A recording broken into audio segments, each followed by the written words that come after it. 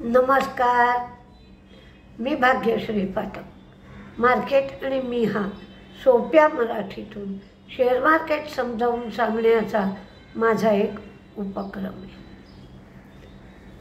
आजही मार्केट तेजीत होतं। 22,500चा टप्पा मार्केटने ओलांडला। आता कधी मार्केट सुधारणार, किती दिवस मार्केट असंच चालेल, अगदी हातगाईवर आला होता तुम्ही। म्हणजे मला सुद्धा कळत नव्हतं की कशी तुमची समजूत काढू।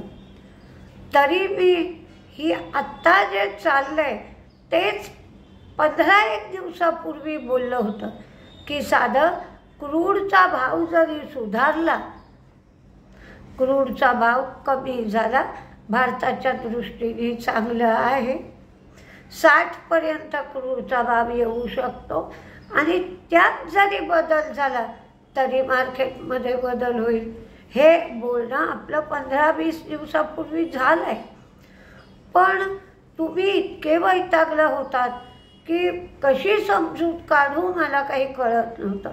शेवटी असं वाटायला लागलं की या लोकांनी काही बरं वाईट करून घेतलं, काय झालं, एवढे निराशेच्या खाईत का गेलेत हे पण कळत नव्हतं। पण मी माझ्या परीने प्रयत्न करीत होते की बाबांनो, सावरा स्वतःला। मार्केटमध्ये कुठलीच गोष्ट तशीच राहत नाही, ना तेजी तशीच राहत, ना मंदी तशीच राहत। पण एकदा चाकाला गती मिळाली की आपल्याला एका टप्प्यापर्यंत जायचं असलं तर थोडंसं पुढे जातं। तशी तेजी काहीशी वाढत जाते किंवा मंदी काहीशी वाढत जाते। जर मला एका पॉईंटला थांबायचं आहे म्हणून जर आपण ब्रेक लावले तर सायकल असो, स्कूटर असो, घसरून पडते। त्यामुळे ती गती जी चाललेली असते ती हळूहळू हळूहळू कमी होते। म्हणजे तेजी सुद्धा कमी व्हायला वेळ लागतो। तसं मंदीतून सुधारणा व्हायला सुद्धा वेळ लागतो। पण आपल्याकडे पेशन्स पाहिजे, नाही तर आपणच आपल्या पायावर कुऱ्हाड मारून घेतो किंवा कुऱ्हाडीवर पाय ठेवतो। त्यामुळे पेशन्स पाहिजे, आपण म्हणतो श्रद्धा पाहिजे, सबुरी पाहिजे, विश्वास पाहिजे, धाडस पाहिजे आणि शिस्त तर पाहिजेच पाहिजे। त्यामुळे घाबरून चालणार नाही। आज आपण 3 दिवस बघतोय मार्केटमध्ये सुधारणा दिसते। असंच जर क्रूडचा भाव कमी होत गेला, डॉलर इंडेक्स कमी होत गेला तर आणखीन सुधारणा दिसू शकेल। याचा अर्थ मार्केटमध्ये बुल रन सुरू झाला असा मात्र कुणीही अर्थ काढू नका। आजच ट्रम्पनी सांगितलंय की रेसिप्रोकल टॅरिफ लावले जातील। 2 एप्रिलपासून ही टॅरिफ नीती सुरू होईल। कॅनडा मेक्सिकोवर 25%, चीनचा टॅरिफ 10% वाढवणार, तो 20% करणार। आणि त्यामुळं भारत जी जेनरिक औषधं निर्यात करतो, ज्यातून पुष्कळ उत्पन्न मिळतं, तर या नव्या टॅरिफ धोरणामुळे नुकसान होईल। IT-चं पण नुकसान होईल। अमेरिकेत प्रोजेक्ट मिळणं कठीण होईल। तर ह्या सगळ्या गोष्टी टॅरिफ नीतीमुळे बदललेल्या टॅरिफ नीतीमुळे होतील। त्यामुळं आत्ता जे मार्केट सुधारत आहे ते क्रूडचा भाव कमी होतोय। अर्ध्याधिक कंपन्यांना क्रूडचा भाव कमी झाल्यावर फायदा होतो, म्हणून मार्केटमध्ये सुधारणा दिसते। भारत फोर्जची सबसिडियरी कल्याण पॉवर ट्रेड हिने तैवानच्या कॉम्पल इलेक्ट्रॉनिक्स बरोबर करार केला आहे। 86 प्लॅटफॉर्म सर्व्हर उत्पादन करण्यासाठी हा करार करण्यात आला आहे. जेन्सॉल इंजिनिअरिंगच्या मॅनेजमेंटची मुलाखत ऐकायला मिळाली. त्यांनी सांगितलं की आम्हाला डाऊनग्रेड करण्यात आलं आहे, पण कंपनीने 9 महिन्यामध्ये 230 कोटी कर्ज कमी केलं आहे.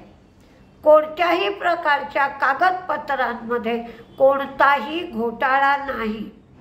येत्या 3 महिन्यात जे जुनं कर्ज आहे ते सगळं कर्ज फेडण्याची आमची तयारी आहे. सबसिडियरी कंपनीची विक्री आणि प्रमोटरने फंड आणणं हे उपाय कंपनी करते आहे. पुरेशी लिक्विडिटी कंपनीत असेल याची आम्ही काळजी घेऊ असं कंपनीच्या मॅनेजमेंटने सांगितलं. ग्रीव्ज कॉटननी इंडो फास्ट एनर्जी बरोबर B2B फ्लीटसाठी करार केला. आयनॉक्स इंडियाला 191 कोटीच्या ऑर्डर मिळाल्या. तुकडा तांदूळ किंवा तुकडा राईसच्या निर्यातीला सरकार मंजुरी देणार आहे, त्यामुळे KRBLचा शेअर तेजीत होता. रेलटेलला ओरिसा स्टेट ट्रान्सपोर्ट अथॉरिटीकडून 300 कोटीची ऑर्डर मिळाली. ॲस्ट्राझेनेकाला लोकेलमाचं फार्मास्युटिकल फॉर्म्युलेशन आयात करायला परवानगी मिळाली. अमेरिकेतले क्रूडचे साठे वाढलेत.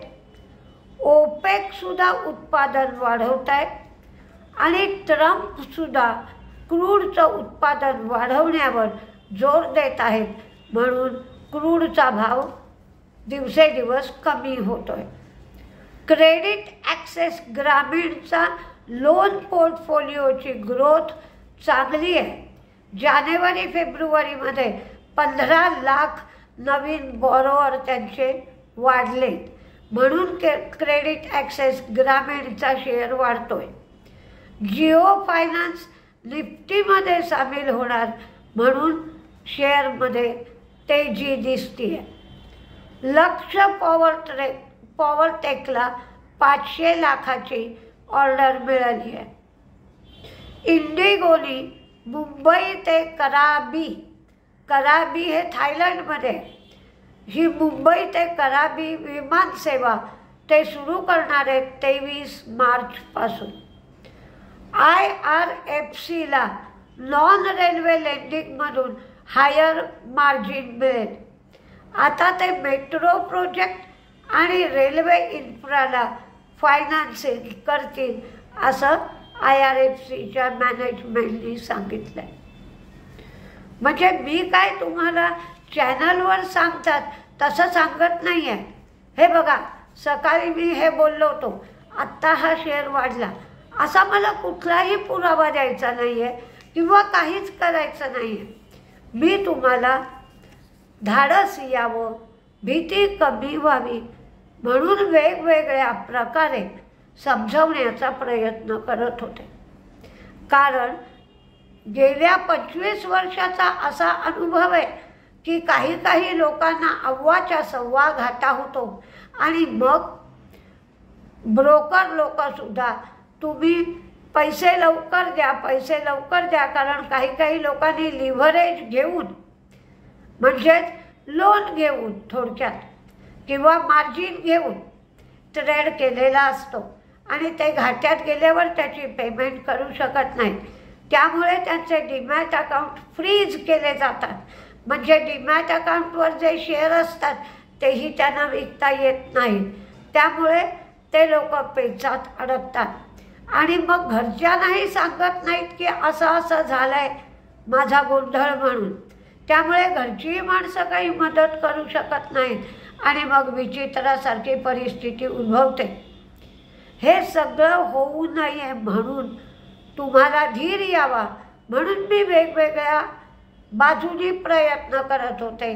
त्याच्यात क्रूडचा भाव कमी झाला तरी मार्केट वाढेल असं आपलं बोलणं झालं होतं. त्यामुळे मला पुरावा देणं अमुक करणं याच्यात काहीच तथ्य वाटत नाही. फक्त कोणकोणत्या वेगवेगळ्या बाजूनी मार्केटमध्ये सुधारणा होऊ शकते, सरकार काही धोरणं राबवू शकतं.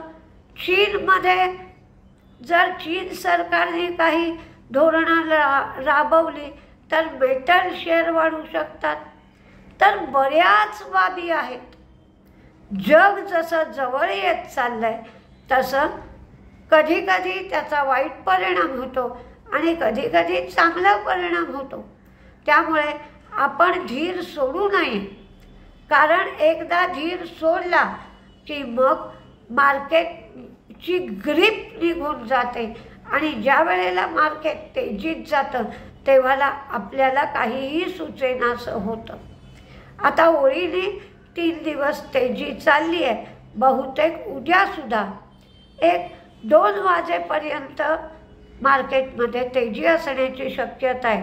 नंतर मात्र कदाचित लोक पोझिशन कव्हर करून टाकतील, कारण शनिवार रविवार सुट्टी असते. सोमवारी काय होईल कुणास ठाऊक, म्हणून लोक पोझिशन ठेवत नाही. पण दुपारी 1:30-2 वाजेपर्यंत का होईना तेजी असण्याची शक्यता आहे. तर तुमच्या कमकुवत शेअर जे असतील त्यातून बाहेर पडता येत असेल तर बाहेर पडण्याचा जरूर प्रयत्न करा. जर तुम्ही मार्केट पडत असताना काही शेअरमध्ये गुंतवणूक केली असेल तर आता HAL सारखा शेअर या 2-3 दिवसामध्ये 300-350 रुपये वाढला. तर अशा गुंतवणुकीतून शॉर्ट टर्म ट्रेडसुद्धा तुम्हाला करता आला असता, पण तुम्ही धीर सोडलात. त्यामुळे मी काय केलं पाहिजे हे तुम्हाला सुचेनासं झालं. असं पुढच्या वेळेला करू नका. काही भांडवल एखाद्या बँक अकाउंटला बाजूला ठेवा. जेव्हा मार्केट पडेल तेव्हा त्या पैशाचा उपयोग करता आला पाहिजे. बघूया आता. सकाळी मी असतेच तुमच्याबरोबर. मार्केटचा जो काही खेळ चालतोय तो बघायला. तर आपली भेट उद्या सकाळच्या व्हिडिओमध्ये होईल. नमस्ते.